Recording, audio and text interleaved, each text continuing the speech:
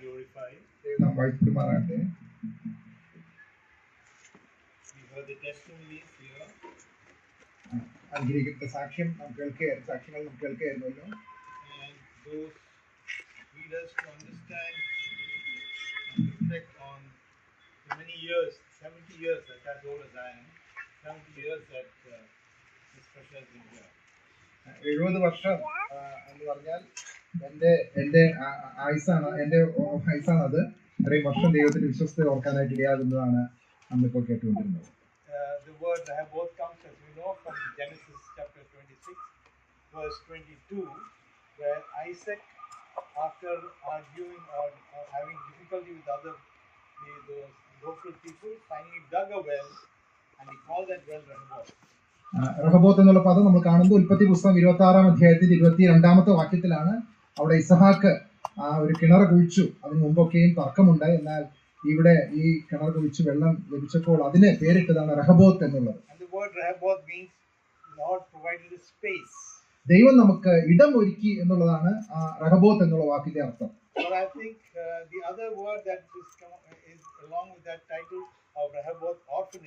is reflected in Psalms 27 verse 10. 27-ാം സങ്കീർത്തനത്തിന്റെ 10-ാം വാക്യത്തിലെ അതിന് സമാനമായ മറ്റൊരു വാക്ക് നമുക്ക് കാണാനായിട്ട് സാധിക്കുന്നുണ്ട്. It is when your parents forsake you, I will take care of you. 27-ന്റെ 10-ൽ നാം ഇങ്ങനെയാണ് വായിക്കുന്നത്: എന്റെ അപ്പനും അമ്മയും എന്നെ ഉപേക്ഷിച്ചിരിക്കുന്നു, എങ്കിലും യഹോവ എന്നെ ചേർത്തുകൊള്ളും. That's the space provided in Rehoboth, and the parents forsake, and you have orphans in the orphanage. ദൈവം നമുക്ക് ഇടമൊരുക്കി എന്നുള്ളത് റഹബോത്തിനെ കാണിക്കുന്നു. അതുപോലെ മാതാപിതാക്കളാൽ ഉപേക്ഷിക്കപ്പെട്ട അനാഥർക്ക് ഒരു അഭയസ്ഥാനമായിട്ട് ഈ റഹബോത്ത് ആയിരിക്കുന്നു. 49-ാം സങ്കീർത്തനത്തിന്റെ 15-ാമത്തെ വാക്യത്തിലേക്ക് നാം വരുമ്പോൾ 49-ന്റെ 15-ല് എങ്കിലും എന്റെ പ്രാണനെ ദൈവം പാതാളത്തിന്റെ അധികാരത്തിൽ നിന്ന് വീണ്ടെടുക്കും, അവൻ എന്നെ കൈക്കൊള്ളും. യെശയ്യാവിന്റെ പുസ്തകം 49-ന്റെ 15 ക്ഷമിക്കണം. യെശയ്യാവിന്റെ പുസ്തകം 49-ന്റെ 15. ഒരു സ്ത്രീ തന്റെ കുഞ്ഞിനെ മറക്കുമോ? താൻ പ്രസവിച്ച മകനോട് കരുണ തോന്നാതിരിക്കുമോ? അവർ മറന്നു കളഞ്ഞാലും ഞാൻ നിന്നെ മറക്കുകയില്ല. ഇവിടെ ഒരു അമ്മയെ കുറിച്ചാണ് പറയുന്നത്. തന്റെ ഗർഭത്തിലെ 9 മാസം വഹിച്ച ഒരു കുഞ്ഞിനെ, തന്റെ ശരീരത്തിന്റെ തന്നെ ഭാഗമാണ് ഈ കുഞ്ഞ്.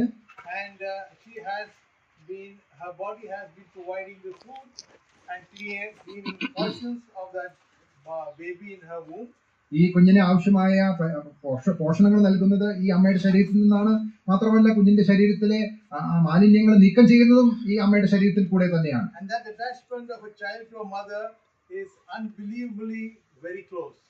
അതുപോലെ വേർപിരിക്കാൻ പറ്റാത്ത അത്ര അഭേദ്യമായ ഒരു ബന്ധമാണ് ഒരു അമ്മയും കുഞ്ഞും തമ്മിലുള്ളത്.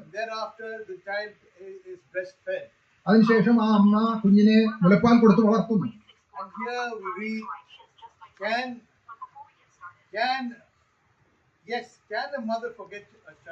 എന്നാൽ ഇവിടെ ചോദിക്കുകയാണ്, ഒരു അമ്മ തന്റെ കുഞ്ഞിനെ മറക്കുമോ എന്നാണ് ചോദിക്കുന്നത്. അങ്ങനെയും സംഭവിച്ചേക്കാം എന്നുള്ളതാണ് അതിന്റെ ധ്വനി. അതുകൊണ്ടാണ് ഇങ്ങനെയുള്ള സ്ഥാപനങ്ങളായിരിക്കുന്നത്. ഇത് ദൈവവചനത്തിൽ ഈ കാര്യം രേഖപ്പെടുത്തിയിരിക്കുകയാണ്. മാത്രമല്ല അവിടെ പറയും ദൈവം അങ്ങനെ അതിനുവേണ്ടിയിട്ടുള്ള കാര്യങ്ങൾ കരുതും എന്നാണ് നമുക്ക്. ക്രൂശിൽ നടന്ന ഒരു സംഭവത്തിലേക്ക് നിങ്ങളുടെ ശ്രദ്ധയെ ഞാൻ കൊണ്ടുവരികയാണ്. യോഹന്നാന്റെ സുവിശേഷം 19-ാം അധ്യായത്തിന്റെ 26-27 വാക്യങ്ങളിൽ the Lord on the cross looks at his mother, and sees also John, the one whom he loved, and tells the mother, behold your son. അവിടെ യേശുവിന്റെ ക്രൂശിനരികെ തന്റെ അമ്മയും താൻ സ്നേഹിച്ച ശിഷ്യനും യോഹന്നാൻ നിൽക്കുന്നത് കണ്ടിട്ട് യോഹന്നാനോട് കർത്താവ് പറയുകയാണ്, ഇതാ നിന്റെ അമ്മ എന്ന്, ഇതാ നിന്റെ മകൻ. And to John, this is your mother. എന്ന് മാത്രമല്ല യോഹന്നാനോട് പറയുകയാണ്, ഇതാ നിന്റെ അമ്മ എന്ന്. Now if you look at what the Lord has done there, is bringing together a reverse process. വിപരീതമായ ഒരു കാര്യമാണ് അവിടെ കർത്താവ് ചെയ്യുന്നതായിട്ട് നമുക്ക് കാണുവാനായിട്ട് സാധിക്കുന്നത്. The mother is being sent to the son, to a person. അമ്മയെ ഒരു വ്യക്തിയുടെ കരങ്ങളിൽ ഏൽപ്പിക്കുകയാണ്. And what does John do? He takes her home. യോഹന്നാൻ എന്താണ് ചെയ്തത്? അവളെ തന്റെ ഭവനത്തിലേക്ക് കൂട്ടിക്കൊണ്ടുപോയി. The Bible has so many different instances wherein our thoughts, which do not accept such relationship breakdowns, are there existing in this world. ഒരുപക്ഷെ നമ്മുടെ ചിന്തയിലോ ബുദ്ധിയിലോ നമുക്ക് ചിന്തിക്കുവാനും മനസ്സിലാക്കുവാനും കഴിയാത്ത ചില മാനുഷിക ബന്ധങ്ങളെ കുറിച്ച് വേദപുസ്തകത്തിൽ നമുക്ക് കാണുവാനായിട്ട് സാധിക്കുന്നു. And it is always necessary for us to study that, to be able to understand the relationships that the Lord has built in this earth of parenthood, of child, adults, sisters and brothers.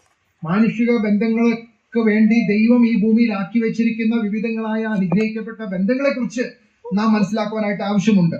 Then we see in Mark chapter 3, മർക്കോസിന്റെ സുവിശേഷം 3-ാം അധ്യായത്തിലേക്ക് നാം കടന്നു വരുമ്പോൾ, the beginning of his ministry, തന്റെ ശുശ്രൂഷയുടെ പ്രാരംഭത്തില് there is this, at that phase it's all villages. അവിടെയൊക്കെയും ഗ്രാമപ്രദേശങ്ങളാണ് എന്നുള്ളത് നമുക്കറിയാം. And he goes from one place to the other. ഒരു സ്ഥലത്ത് നിന്ന് അടുത്ത സ്ഥലത്തേക്ക് കർത്താവ് യാത്ര ചെയ്തുകൊണ്ടിരിക്കുകയാണ്. He has reached Capernaum on the coast of the Sea of Galilee. Galilee കടലിന്റെ അടുത്തുള്ള കപ്പർനഹൂമിൽ താനായിരുന്നു. And he was starting his father's ministry. പിതാവ് തന്നെ ഏൽപ്പിച്ച ശുശ്രൂഷയാണ് കർത്താവ് ചെയ്തുകൊണ്ടിരുന്നത്. And he was teaching people. ആളുകളെ ഉപദേശിച്ചുകൊണ്ടിരുന്നു. There were miracles being done. അത്ഭുത പ്രവൃത്തികൾ ചെയ്തുകൊണ്ടിരുന്നു. And he was being. It looked as though to the mother and the brothers that some sort of magic this man is doing. അവിടെ തന്റെ കേൾവിക്കാരായിരുന്ന മാതാപിതാക്കള്, സഹോദരങ്ങൾ, ഇവരൊക്കെ വിചാരിക്കുന്നു എന്തോ ഒരു അത്ഭുത പ്രവൃത്തി ചെയ്യുന്ന ഒരു. Though the people surrounding him were listening to him, the parents, that is the mother and the brothers of Jesus, looked at this whole picture and thought, they are making fun of him, because this is not something that is happening always, nothing normal, all sorts of magic or maybe some weird teaching that all of a sudden he has come up with. അവിടെ കർത്താവ് ഇങ്ങനെ ജനത്തോട് ഈ കാര്യങ്ങളൊക്കെയും പറയുകയും അത്ഭുത പ്രവൃത്തികൾ ചെയ്തുകൊണ്ടിരിക്കുകയും ചെയ്തപ്പോൾ തന്റെ സഹോദരന്മാര്, തന്റെ മാതാവ് ഒക്കെയും വിചാരിച്ചു എന്തോ ഒരു അത്ഭുത പ്രവൃത്തി ചെയ്യുന്ന ഒരു വ്യക്തി പെട്ടെന്ന് ഉടലെടുത്തു എന്നുള്ള രീതിയിൽ. And to protect his reputation, they wanted to come him and take him away. അതുകൊണ്ട് ഈ യേശുകർത്താവിനെ അതിൽ നിന്ന് ബലമായിട്ട് ഈ ശുശ്രൂഷയിൽ നിന്ന് മാറ്റുവാനായിട്ട് അവർ ആഗ്രഹിച്ചു. So they came and there was a big crowd sitting around him. അവർ വന്നപ്പോൾ കർത്താവിന്റെ ചുറ്റും അനേക ആളുകൾ പുരുഷാരം ഇരിക്കുകയാണ്. Read verses 33, 34 and 35 please. Third chapter of Mark. മർക്കോസ് സുവിശേഷം 3-ാം അധ്യായത്തിന്റെ 33 മുതലുള്ള വാക്യങ്ങൾ നാം ഇങ്ങനെ വായിക്കുന്നു. എന്റെ അമ്മയും സഹോദരന്മാരും ആർ എന്ന് പറഞ്ഞിട്ട് ചുറ്റിലും ഇരിക്കുന്നവരെ നോക്കിക്കൊണ്ട്, എന്റെ അമ്മയും സഹോദരന്മാരും ഇതാ, ദൈവത്തിന്റെ ഇഷ്ടം ചെയ്യുന്നവൻ തന്നെ എന്റെ സഹോദരനും സഹോദരിയും അമ്മയും ആകുന്നു എന്ന് പറഞ്ഞു. They come to the edge of the crowd and they could not go in to meet Jesus. They sent somebody to tell Jesus, please tell him that the mother and the brothers are waiting for him to take him away from here. അവന്റെ അമ്മയും സഹോദരന്മാരും വന്ന് പുറത്തു നിന്ന് അവനെ വിളിപ്പാൻ ആളയച്ചു. പുരുഷാരം അവന്റെ ചുറ്റും ഇരുന്നിരുന്നു. അവർ വന്ന് നിന്റെ അമ്മയും സഹോദരന്മാരും പുറത്തു നിന്ന് നിന്നെ അന്വേഷിക്കുന്നു എന്ന് കർത്താവിനെ അറിയിക്കുകയാണ്. And his reaction was, who is my mother or my brethren?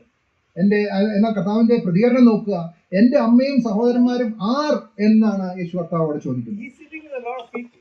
അനേക പുരുഷന്മാരോട് ചേർന്നാണ് കർത്താവ് ഇരിക്കുന്നത്. And he has been teaching them. അവരെ ഉപദേശിച്ചുകൊണ്ടിരിക്കുകയാണ്. And at this time he uses this opportunity not to ridicule his relatives but to teach a lesson. എന്നാൽ ഈ സന്ദർഭത്തില് മറ്റൊരു പാഠം അവരെ പഠിപ്പിക്കുവാനായിട്ട് കർത്താവ് ഈ സന്ദർഭം ഉപയോഗിക്കുകയാണ്. He poses that question, who is my mother, who is my brother? അതുകൊണ്ടാണ് കർത്താവ് അവരോട് ചോദിക്കുന്നത്, ആരാണ് എന്റെ അമ്മയും ആരാണ് എന്റെ സഹോദരന്മാരുമായിരിക്കുന്നത്. തന്റെ മുന്നിലിരിക്കുന്ന പുരുഷാരത്തോടാണ് കർത്താവ് ആ ചോദ്യം ചോദിക്കുന്നത്. മറുപടി ലഭിച്ചില്ല. താൻ ചുറ്റും നോക്കി അടുത്ത വാക്കുകൾ പറയുകയാണ്, Behold my mother and my brethren, pointing actually towards them. എന്റെ അമ്മയും സഹോദരന്മാരും ഇതാ എന്ന് പറഞ്ഞുകൊണ്ട് കർത്താവ് ആ പുരുഷാരത്തെ ചൂണ്ടിക്കാണിക്കുകയാണ്. So you see, if you are sitting in the crowd, what would be your reaction? നാം ഒരു പക്ഷേ ആ പുരുഷാരത്തിൽ ഉണ്ടായിരുന്നെങ്കിൽ നമ്മുടെ പ്രതികരണം എന്താകുമായിരുന്നു? We will be confused. നമുക്ക് ആ കാര്യം മനസ്സിലാക്കാൻ സാധിക്കുമായിരുന്നില്ല. അവിടെ നിൽക്കുന്നു സഹോദരന്മാരും അമ്മയും, എന്നിട്ട് ഇങ്ങോട്ട് ചോദിക്കുന്നത് ഇതല്ല, ഞങ്ങളാണെന്ന്. So that to say, it seems to be very confusing. ഇത് ഈ ജനത്തിന് ഉൾക്കൊള്ളുവാൻ കഴിയുന്നതിന് അപ്പുറമായിട്ടുള്ള ഒരു കാര്യമാണ്. തന്റെ അമ്മയും സഹോദരന്മാരും അപ്പുറത്ത് നിൽക്കുന്നുണ്ട്, എന്നാൽ ഈ പുരുഷാരത്തെ ചൂണ്ടിക്കൊണ്ടാണ് കർത്താവ് പറയുന്നത് എന്റെ അമ്മയും സഹോദരന്മാരും ഇതാ എന്ന് പറയുക. Then in 35, verse 35, he gives a great truth. 35-ാം വാക്യത്തിലെ ഒരു വലിയ സത്യം കർത്താവ് അവരെ അറിയിക്കുകയാണ്. For whoso shall do the will of God, the same is my brother and my sister and mother. ദൈവത്തിന്റെ ഇഷ്ടം ചെയ്യുന്നവൻ തന്നെ എന്റെ സഹോദരനും സഹോദരിയും അമ്മയും ആകുന്നു എന്ന് പറഞ്ഞു. Notice one term is missing. Can you tell me which one? ഏതാ ഒരു വാക്ക് അവിടെ വിട്ടുപോയിട്ടുള്ളത് ആ വാക്യത്തിലെ? Father. Why? Because of course the father here is God himself. പിതാവ് എന്ന് പറയുന്നത് സ്വർഗ്ഗസ്ഥനായ പിതാവ് തന്നെയാണ്. So when he says those who do the will of God, they are my brother, my sister and my mother. ദൈവത്തിന്റെ ഇഷ്ടം ചെയ്യുന്നവൻ തന്നെ എന്റെ സഹോദരനും സഹോദരിയും അമ്മയും ആകുന്നു എന്ന് പറഞ്ഞു. Now you go to Luke chapter 14. Let us see what he says there. ലൂക്കോസിന്റെ സുവിശേഷം 14-ാം അധ്യായത്തിലേക്ക് നമുക്ക് വരാം. അവിടെ എന്താണ് കർത്താവ് പറയുന്നത് നോക്കാം. It is not any other person but God, Christ himself. യേശു കർത്താവ് തന്നെയാണ് ഈ വാക്കുകൾ പറയുന്നത്. Verses 26 and 27. 26-ഉം 27-ഉം വാക്യങ്ങൾ ലൂക്കോസ് 14-ന്റെ 26-ഉം 27-ഉം. എന്റെ അടുക്കൽ വരികയും If any man come to me, അപ്പനെയും അമ്മയെയും ഭാര്യയെയും മക്കളെയും സഹോദരന്മാരെയും സഹോദരികളെയും സ്വന്തം ജീവനെയും കൂടി പകയ്ക്കാതിരിക്കുകയും ചെയ്യുന്നവന്. Look at the complete change here. തികച്ചും വ്യത്യസ്തമായിട്ടുള്ള വാക്കുകൾ ശ്രദ്ധിക്കുക. He is now defining. Earlier he said, "You are my mother and you are my brothers." Now he is defining specifically the relationship of that believer. It's a believer with God or Christ himself versus the relationship with the rest of the relations of the world. ഈ നേരത്തെ പറഞ്ഞു എന്റെ അമ്മയും സഹോദരന്മാരും സഹോദരിമാരും ഇതാ എന്ന് പറഞ്ഞ് പുരുഷാരത്തെ ചൂണ്ടിക്കാണിച്ച കർത്താവ് ഈ ഭാഗത്തേക്ക് കടന്നു വരുമ്പോൾ അത് കുറച്ചുകൂടി വ്യക്തമാക്കി അവരോട് പറഞ്ഞ് മനസ്സിലാക്കുകയാണ് എന്താണ് താൻ അതിലൂടെ അർത്ഥമാക്കുന്നത് എന്നുള്ളത്. He says, if you want to come to me, എന്റെ അടുക്കിലേക്ക് നിങ്ങൾ വരുവാനായിട്ട് ആഗ്രഹിക്കുന്നുവെങ്കിൽ you have to hate all your relations, father, mother, brother, sister and yourself. അവിടെ പറയുന്നത് മറ്റ് ബന്ധങ്ങളെയൊക്കെയും പകയ്ക്കണം, സ്വന്തം ജീവനെ കൂടെ പകയ്ക്കണം. There is a problem in the translation here. അവിടെ ഭാഷ ട്രാൻസ്ലേഷനിൽ ചെറിയ വ്യത്യാസം വന്നിട്ടുണ്ട്. In the original Greek, the concept there is you should not hate your father, mother and brother and sister, but love them less than God or love God more than them. പകയ്ക്കുക എന്നുള്ളതല്ല മൂലഭാഷയിൽ അതിന്റെ അർത്ഥമായിരിക്കുന്നത് ദൈവത്തെ ഇവരെക്കാൾ ഒക്കെ അധികമായിട്ട് സ്നേഹിക്കണം എന്നുള്ളതാണ്. And the next part is even yourself. സ്വന്തം ജീവനെ കൂടെ അതിനേക്കാൾ കൂടുതൽ ദൈവത്തെ സ്നേഹിക്കുക. Now that means there is nothing else left but God supreme. എന്ന് പറഞ്ഞാൽ മറ്റൊന്നും ഒക്കെ അപ്പുറമായിട്ട് ദൈവം ഏറ്റവും പ്രാധാന്യം നമ്മുടെ ജീവിതത്തിൽ അർഹിക്കുന്നു എന്നുള്ളതാണ്. And then he defines that in the 27th verse. 27-ാം വാക്യത്തിൽ അത് കൂടുതൽ വിശദീകരിക്കുന്നു.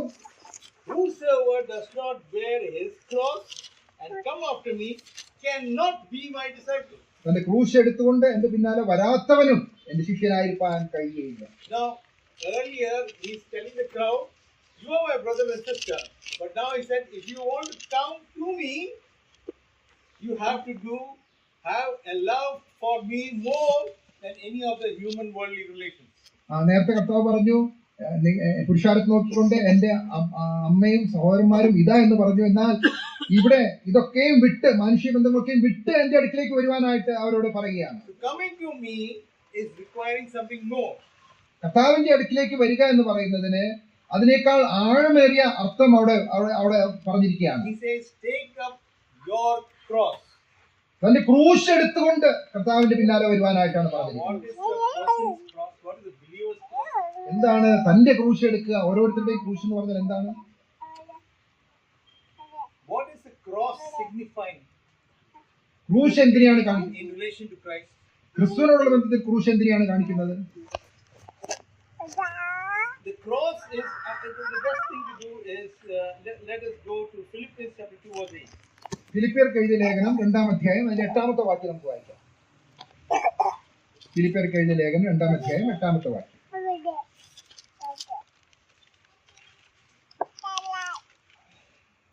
നമ്മിങ്ങനെ വായിക്കുന്നു, ദാസരൂപമെടുത്തു, മനുഷ്യ സാദൃശ്യത്തിലായി, തന്നെത്താൻ ഒഴിച്ചു, വേഷത്തിൽ മനുഷ്യനായി വിളങ്ങി, തന്നെത്താൻ താഴ്ത്തി, മരണത്തോളം, ക്രൂശിലെ മരണത്തോളം തന്നെ അനുസരണമുള്ളവനായി തീർന്നു.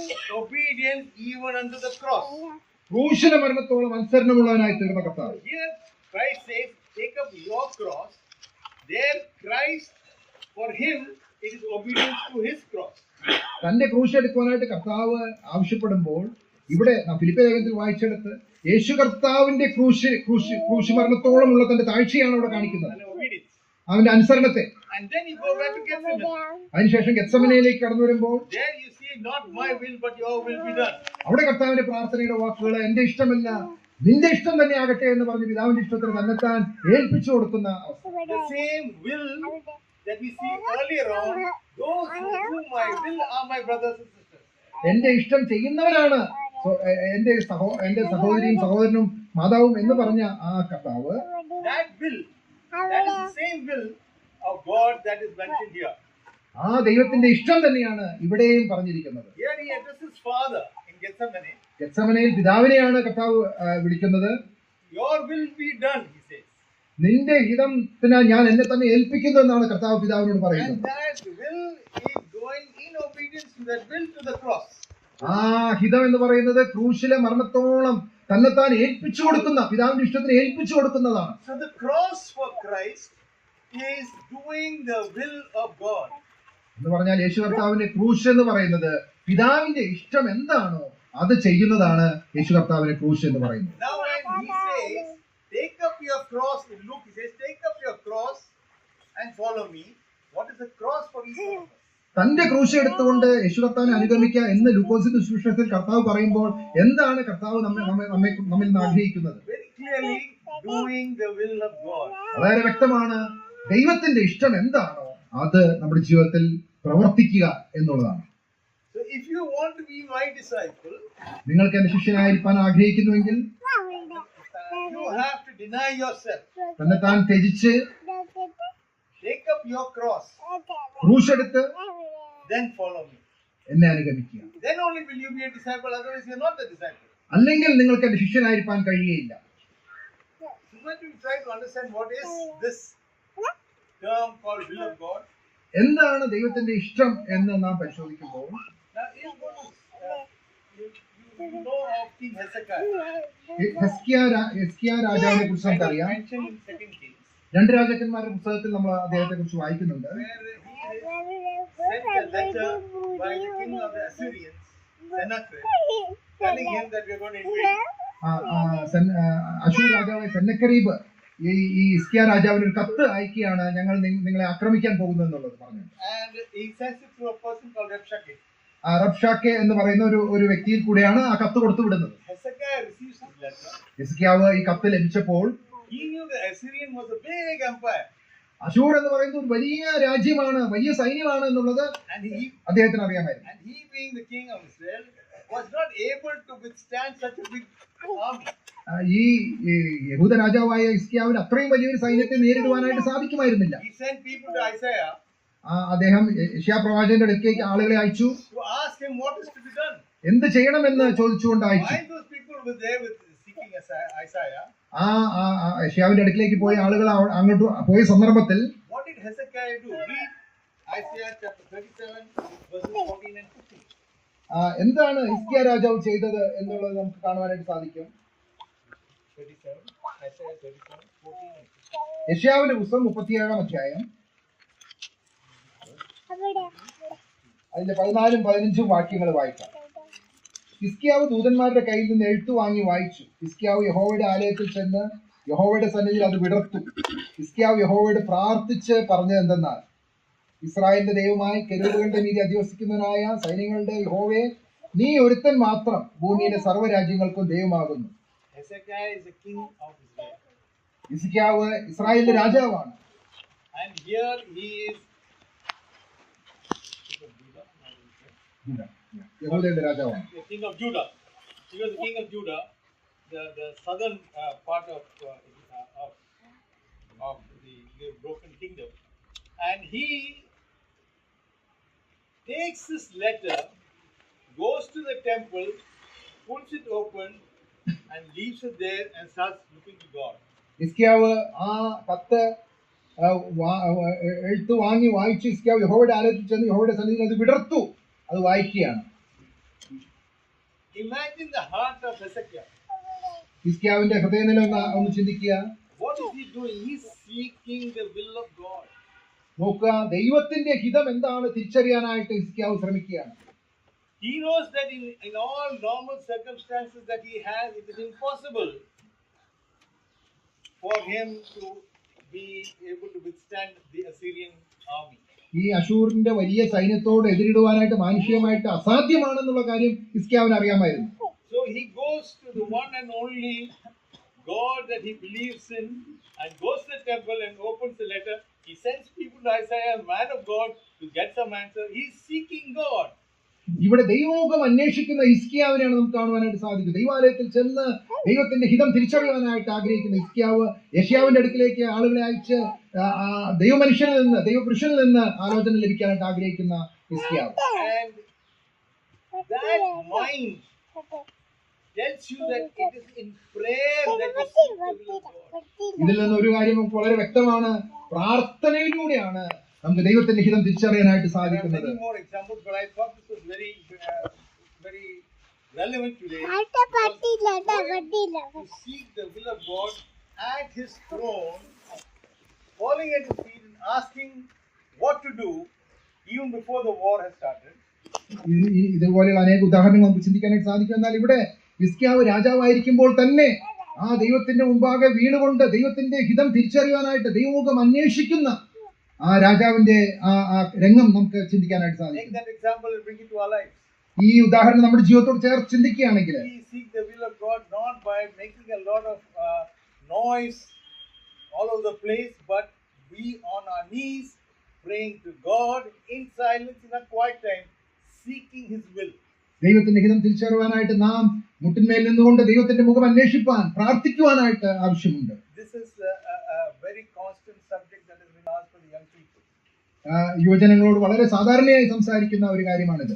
How do we seek the will of God? How do we know what is the will of God? എങ്ങനെയാണ് ദൈവഹിതം തിരിച്ചറിയാനായിട്ട് സാധിക്കുന്നത്? The one answer to that is, അതിനുള്ള ഒരേ ഒരു മറുപടി ഇതാണ്. if you seek the will of God, the first part of that statement was Tannethan Tejikya. Do not bring your thoughts first, but allow God to bring things to happen to you. ആ കാര്യത്തോടുള്ള ബന്ധത്തിൽ നാം മനസ്സിലാക്കേണ്ട ഒരു പ്രധാനപ്പെട്ട പാഠമാണ് ഇവിടെ ഓർപ്പിച്ചത്. തന്നെത്താൻ ത്യജിക്കുക എന്ന് പറഞ്ഞാൽ എന്റെ ഇഷ്ടം പൂർണ്ണമായിട്ടും മാറ്റിവെച്ച് ദൈവമുഖം അന്വേഷിക്കുവാനായിട്ട് ആവശ്യമുണ്ട്. Forget about yourself. നമ്മെ തന്നെ നാം ത്യജിക്കുവാനായിട്ട് ആവശ്യമുണ്ട്. What do I gain from here? What can I do from here? What else can I do? All those activities are relevant in certain aspects. But the overall will of God has to guide you. God has to guide you in your path in life. ഞാൻ എന്ത് ചെയ്യണം, എന്ത് പ്രവർത്തിക്കണം, ഇങ്ങനെയുള്ള കാര്യങ്ങളൊക്കെ നമ്മുടെ വ്യക്തിപരമായ ജീവിതത്തോടുള്ള ബന്ധത്തിൽ നമ്മെ സ്വാധീനിക്കുന്ന ഘടകങ്ങളാണെങ്കിലും ദൈവഹിതം അന്വേഷിക്കുന്നതോടുള്ള ബന്ധത്തില് നമ്മുടെ എല്ലാ കാര്യങ്ങളും നമ്മെ തന്നെ ത്യജിച്ച് പൂർണ്ണ ഹൃദയത്തോടെ ദൈവമുഖം അന്വേഷിക്കാനായിട്ട് ആവശ്യമുണ്ട്. We know the many instances in the life of in the history of Israel before the split of the kingdom, where the kings went, both in the case of David especially, where they went to war without the permission of God. നമുക്കറിയാം, Israel ജനം ദാവീദ് രാജാവിന്റെ കാലത്ത് ദൈവമുഖം അന്വേഷിക്കാതെ പലപ്പോഴും യുദ്ധത്തിന് പോയതായിട്ട് നാം വായിക്കുന്നു. And they were completely lost. ആ യുദ്ധങ്ങളിൽ അവർ പരാജയപ്പെട്ടതായിട്ട് നാം മനസ്സിലാക്കുന്നു. Whereas when he did seek the will of God, he won, even though he was smaller in number. എന്നാൽ ചുരുക്കം ആളുകളായിട്ടാണെങ്കിൽ തന്നെ എങ്കിൽ പോലും ദൈവമുഖം അന്വേഷിച്ച് ദൈവഹിതം തിരിച്ചറിഞ്ഞിട്ട് യുദ്ധത്തിന് പോയപ്പോൾ അവർ വിജയിച്ചതായിട്ട് നാം മനസ്സിലാക്കുന്നു. This is not just history there, not just for the sake of writing a story. ഇത് ചരിത്ര സംഭവമോ വെറും കഥയോ മാത്രമല്ല. It is for us to understand the concept behind it. Concept is seek the Lord's guidance. ഇത് നമുക്ക് ഒരു പാഠം ഇതിൽ നിന്ന് പഠിക്കുവാനായിട്ടുള്ളത് ദൈവത്തിന്റെ മുഖം നമ്മുടെ ജീവിതത്തിലെ ഓരോ തീരുമാനങ്ങൾ എടുക്കുമ്പോൾ ദൈവം അന്വേഷിച്ചുകൊണ്ട് മുന്നോട്ട് പോകുവാനായിട്ട് ഇടയായി തീരും. When Apostle Paul was in Ephesus, അപ്പോസ്തലൻ പൗലോസ് എഫെസോസിലായിരുന്നപ്പോൾ he wanted to go to the Corinthians. He had established the Corinthian church, ആ കൊരിന്തിലുള്ള സഭ പൗലോസാണ് സ്ഥാപിച്ചത്. and he wanted to go to Corinth. കൊരിന്തിലേക്ക് പോകുവാനായിട്ട് പൗലോസ് ആഗ്രഹിച്ചു. And he did not go quite a few times, and he sent Timothy. ചില സന്ദർഭത്തിൽ പൗലോസിന് പോകാനായിട്ട് സാധിക്കാതിരുന്നപ്പോൾ തിമോഥെയോസിനെ അങ്ങോട്ട് അയച്ചു. So the Corinthians said, "What kind of a man is this?" He says, "He's coming," and he changes his mind. കൊരിന്തിലുള്ള ആളുകൾ പറഞ്ഞു വരുന്നു എന്ന് പറഞ്ഞിട്ട് ഇപ്പൊ പൗലോസ് വരുന്നില്ലല്ലോ എന്ന് തന്റെ മനസ്സ് മാറ്റിയോ? Apostle Paul had this to answer: "The Lord has, for the extension of His kingdom, opened a door for me. I have to go there first, not to you." എന്നാൽ അവരുടെ മറുപടി പൗലോസിന്റെ ഇങ്ങനെയായിരുന്നു: സുവിശേഷത്തിന്റെ വ്യാപനത്തിനായിട്ട് ദൈവം കർത്താവ് മറ്റൊരു വാതിൽ തുറന്നിരിക്കുന്നു, എനിക്ക് അങ്ങോട്ട് പോകുവാനായിട്ട് ആവശ്യമുണ്ട്. അതാണ് അവരോട് പൗലോസ് പറഞ്ഞ മറുപടി. Sometimes doing the will of God may cause a lot of fun making by the society. ഒരുപക്ഷെ ദൈവഹിതം നാം തിരിച്ചറിഞ്ഞ് മുന്നോട്ട് പോകുമ്പോൾ മനുഷ്യർ നമ്മെ പരിഹസിച്ചു എന്ന് വന്നേക്കാം. But that should not change our mind. We should stick to the will of God. എന്നാൽ അത് നമ്മുടെ ലക്ഷ്യത്തിൽ നമ്മെ മാറ്റാതെ വണ്ണം ദൈവഹിതത്തിൽ നിന്ന് നാം പിന്മാറാതെ മുന്നോട്ട് പോകാനായിട്ട് ആവശ്യമുണ്ട്. At the same time, there are times when we make our plans and make all the detailed plans, and then we say, "God, please put your stamp on this." എന്നാൽ മറ്റു ചില സന്ദർഭത്തില് നാം നമ്മുടെ സ്വന്തം ബുദ്ധിയിൽ എല്ലാ കാര്യങ്ങളും തീരുമാനിച്ചിട്ട് ദൈവത്തിന്റെ ഒരു സമ്മതത്തിനായിട്ട് ആ കാര്യം ദൈവത്തിന്റെ കരങ്ങളിൽ നാം കൊടുക്കാറുണ്ട്. Rubber stamp ഇട്ട് അടിക്കാൻ പറ്റുമെന്നാ ചോദിക്കുന്നത്. That rubber stamp doesn't exist. അങ്ങനെ ഒരു കാര്യം ദൈവം അനുവദിക്കുന്നില്ല. It's His will, and you just obey. ദൈവത്തിന്റെ ഹിതമാണ്, അത് തിരിച്ചറിഞ്ഞ് അത് അനുസരിക്കുക എന്നുള്ളതാണ് നമ്മെ കുറിച്ച് ദൈവം ആഗ്രഹിക്കുന്നത്. ഒരുപക്ഷെ നമുക്ക് നഷ്ടം സംഭവിച്ചേക്കാം. ഇന്ന് രാവിലെ നമ്മളത് കേട്ടു. എന്നാൽ ആത്യന്തികമായിട്ട് അത് ദൈവനാമ മഹത്വത്തിനായി തീരും എന്നുള്ള കാര്യത്തിൽ യാതൊരു സംശയവുമില്ല. എന്തുകൊണ്ടാണ് ഈ വ്യക്തി അന്ധനായിരിക്കുന്നത്? അവന്റെ മാതാപിതാക്കളോ അല്ലെങ്കിൽ മറ്റു ആരെങ്കിലുമോ പാപം ചെയ്തതിന്റെ ഫലമായിട്ടാണോ ഈ വ്യക്തി ജന്മന അന്ധനായിരിക്കുന്നത്? എന്നാൽ കർത്താവ് പറഞ്ഞ മറുപടി ദൈവനാമ മഹത്വത്തിനായിട്ടാണ് എന്നുള്ളതാണ്. Mary Reed went into that lepers colony and worked there to get 74 souls saved. She contracted leprosy. If she had not contracted leprosy, she would not have gone to save the 74 souls. Mary read എന്ന് പറയുന്ന missionary വനിതയുടെ കാര്യം ഇന്ന് രാവിലെ നാം കേട്ടല്ലോ. അവർക്ക് കുഷ്ഠരോഗം വന്നത് മുഖാന്തരമാണ് ആ രോഗികൾ വസിക്കുന്ന ആ സ്ഥലത്തേക്ക് അവർ കടന്നുപോയി അവിടെ 74 കുഷ്ഠരോഗികളെ കർത്താവിനായിട്ട് നേടുവാനായിട്ട് ഇടയായിത്തീർന്നു. ആ 74 പേര് ഒരിക്കലും ദൈവത്തെ കണ്ടുമുട്ടുവാനായിട്ട് ഇടയാകില്ലായിരുന്നു. മേരി റീഡ് എന്ന് പറഞ്ഞ സഹോദരിക്ക് കുഷ്ഠരോഗം വന്നുകൊണ്ടാണ് അങ്ങനെ ഒരു കാര്യം സാധ്യമായത്. ദൈവത്തിന്റെ ഹിതം തിരിച്ചറിയുക, എങ്കിൽ മാത്രമേ കർത്താവ് ശിഷ്യനായിരിക്കാൻ നമുക്ക് സാധിക്കൂ. ഇവിടെയുള്ള റഹോബോത്ത് ഭവനം ദൈവത്താൽ നിലനിർത്തപ്പെട്ട ഒരു ഭവനമാണ്.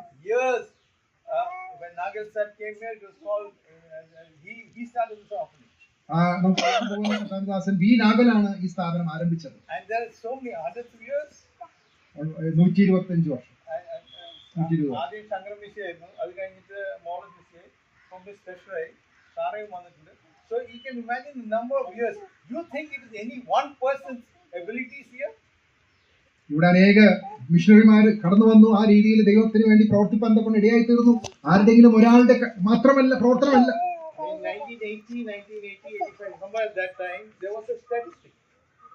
80കളിലെ ഒരു കണക്കെടുപ്പ് ഇങ്ങനെ ഉണ്ടായി.